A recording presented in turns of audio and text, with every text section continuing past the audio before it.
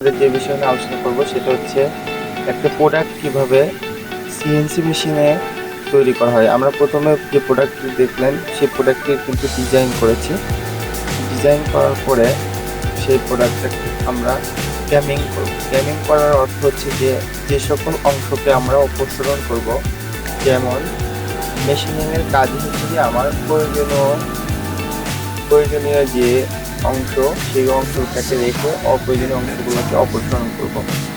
যেমন একটি ইঞ্জিনের বিভিন্ন পার্টস পাতি বিভিন্ন যন্ত্রাংশ স্পেয়ার পার্টস তৈরিতে সিএনসি মেশিনে গুরুত্বপূর্ণ ভূমিকা পালন করে এবং যুদ্ধাস্ত্র, ক্ষেপণাস্ত্র এই সকল অস্ত্র তৈরিতেও সিএনসি মেশিনে খুব গুরুত্বপূর্ণ কাজ করে। আমরা হচ্ছে একটা সিএনসি অন্য একটা মেশিনে এইরকম একটা প্রোডাক্ট নষ্ট হয়ে গেছে, এটা আমরা তৈরি করবো। এখানে আমরা ডিজাইন করলাম, ডিজাইনটা আমরা আবার মাস্টার ক্যামে নিয়ে আসছি। সেখানে তার মানে আমাদের যে সকল জায়গা হোল রয়েছে, যে সকল জায়গা মানে ইলিপস আকারের যে গর্তগুলো রয়েছে ওগুলো আমরা কিন্তু অপসারণ করব।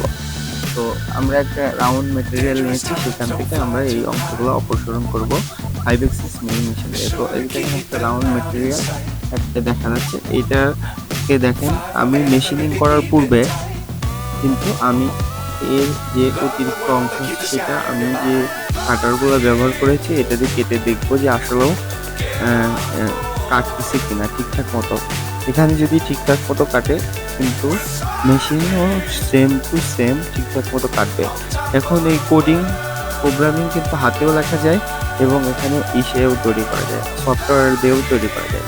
যেমন কোডিং যদি আমরা হাতে লিখি দেখা যাবে কিছুটা ভুল হতে পারে। ভুল হলে কি হবে, তখন আমার জবটা নষ্ট হয়ে যাবে, জবটা হবে না। আর এটা লেখাও এত কোডিং হাতে লেখাও অসুবিধা, কারণ এটা প্রায় 1 লক্ষ 2 লক্ষ 3 লক্ষ পাশে মাঝে মাঝে 50 লক্ষ লাইনও হয়। কারণ আমরা যখন ফোর্জিং শপে বড় বড় ডাইস তৈরি করি, বিভিন্ন বোতলের ডাইস তৈরি করি, জুতার ডাইস তৈরি করি, দেখা যাবে যে কয়েক লক্ষ 50 লক্ষ লাইনও হয়ে গেছে। তখন এত লাইন কি হাতে লেখা পসিবল না। এই জন্য আমরা বিভিন্ন ধরনের সফটওয়্যার ব্যবহার করি। এই সফটওয়্যারগুলো দিয়ে 5 এক্সেস আছে, multi axes, that means 3 axes আছে। তো এখন এই সফটওয়্যারগুলোর কাজ হচ্ছে আমাদের এই কোডিংগুলো সহজে তৈরি করে দেয়। তো এই কোডিংগুলো যে আপনি দেখতেছেন এখানে কাটতেছে, জবগুলো কি সুন্দরভাবে কেটে যাচ্ছে। কিন্তু আমি যদি এইভাবে কেটে কোডিংটা এখান থেকে সেভ করি, তাহলে এই প্রোগ্রামটা আমি আমার কম্পিউটার থেকে পেন ড্রাইভের মাধ্যমে নিয়ে মেশিনে দিয়ে দিলে আমার কিন্তু কাজ হবে।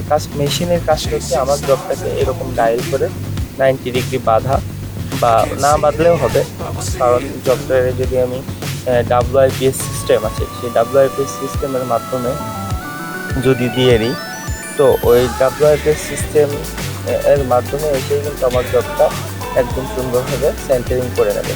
তো এটা আপনাদেরকে দেখাচ্ছি যে আসলে যে একটা ডায়াল গ্যাস, এটা হচ্ছে ডায়াল গ্যাস, এটা দিয়ে আমরা সুন্দরভাবে জবটাকে 90 ডিগ্রি করি। তো যদি আমরা কোনো কাজ করার সময় 90 ডিগ্রি করে নিই, এখানে সবচেয়ে ক্যালকুলেশনটা সবচেয়ে গুরুত্বপূর্ণ।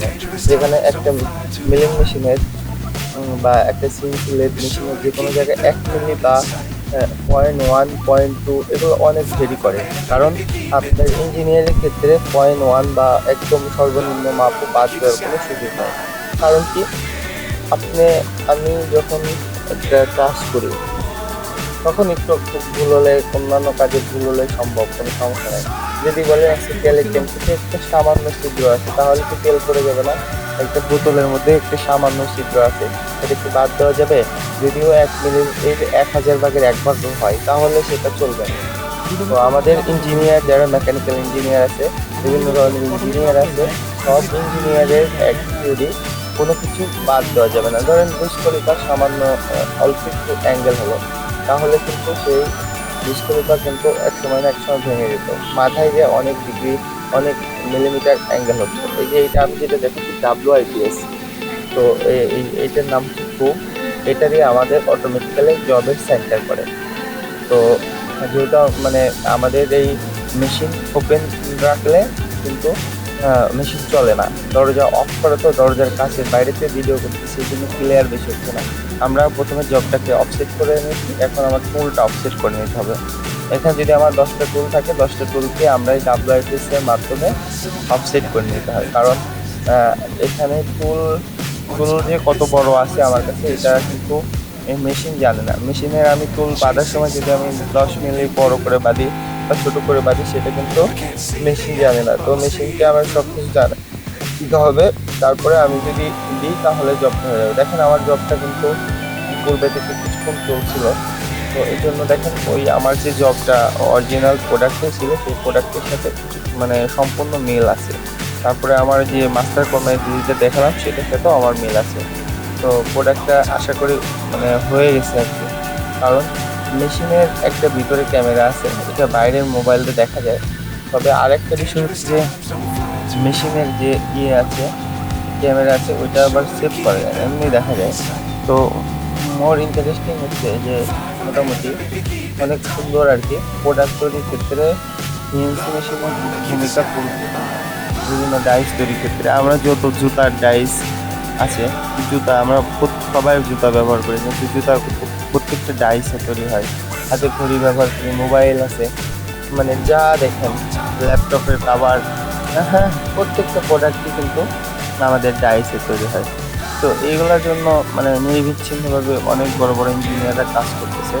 আসলে ইঞ্জিনিয়ারের কাজই তো এই সকল কাজে সহজে কীভাবে প্রোডাক্ট তৈরি করা যায়, কম টাকায় কীভাবে বাজারে বিক্রি করা যায় এবং মানুষের যাতে সহজ হয়, মানুষ যাতে কম দামে জিনিসগুলো পায়। তো যেমন ওষুধ নিয়ে অনেকে প্রতিযোগিতা করে, দেখা যায় কিছু কিছু ওষুধের দাম একদমই কম।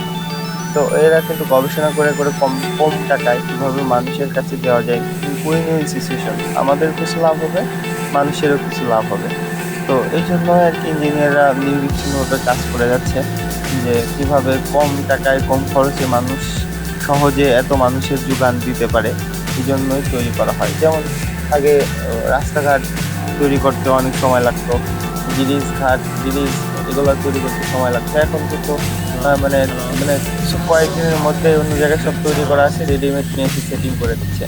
তো এইভাবে সিভিল ইঞ্জিনিয়াররা কাজ করতেছে, এরকম মেকানিক্যাল ইঞ্জিনিয়াররা কাজ করতেছে, এগুলো কীভাবে মেশিন বানানো যায়, আপডেট মেশিন বানানো যায়, কীভাবে কাজগুলোকে তাড়াতাড়ি করা যায়। হ্যাঁ, বিভিন্ন দেশ প্রযুক্তিতে উন্নত করে ফেলছে।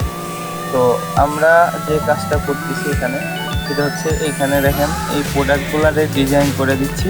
তাই আমার একটা ডিজাইন কোনোভাবে করতে পারলে একটা ডিজাইন করতে অনেক সময় লাগবে। একটা ডিজাইন প্রোগ্রামিং করে রাখলে এরকম জব যদি লক্ষ লক্ষ পিছু আসে সেম টু সেম তৈরি করা যাবে। তো এক পিস তৈরি করা অনেক কঠিন।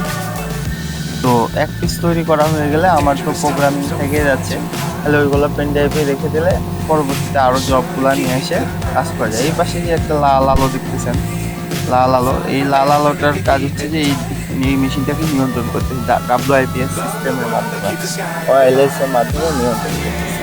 তো সব কিছু মিলে আপনারা আশা করি বুঝতে পেরেছেন সিএনসি মেশিন কীভাবে কাজ করে। তো সিএনসি মেশিনের জন্যই আমরা মনে করি যে যুগ অনেক অনেক দূর আগায় গেছি, কিন্তু আমরা বিদেশ থেকে সব টাইলস বা যে কোনো জিনিস নিয়ে আসি, কিন্তু আমাদের দেশে কিছু তৈরি হয় কম। তো এইটা যদি নিয়ে আমাদের দেশে কাজ করা হয়, আমাদের দেশে ইনশাল্লাহ সম্ভাবনাময় আছে, মানে অনেক কিছু করার সম্ভাবনা আছে। তো যাই হোক, আলহামদুলিল্লাহ সব কিছু মিলে আমাদের দেশে কেউ কি করতেছে। তো এটা নিয়ে যদি আমরা কাজ করি দেখা যাবে যে ইনশাল্লাহ ভালো হবে। আর আসলেও কি জানেন, এগুলা আমাদের মেকানিক্যাল ইঞ্জিনিয়ারে যারা পড়াশোনা করছে যদি এগুলা নিয়ে ভালোভাবে চেষ্টা করে তাহলে 2-3 ধাপ এগিয়ে যাবে আশা করি। তো বোঝানোর জন্য চেষ্টা করছি, বিদেশে গেলেও কিন্তু যারা এই কাজ জানে তাদের কোনোদিনও ঠকবে না, তারা এই কাজ ইনশাল্লাহ করতে পারবে।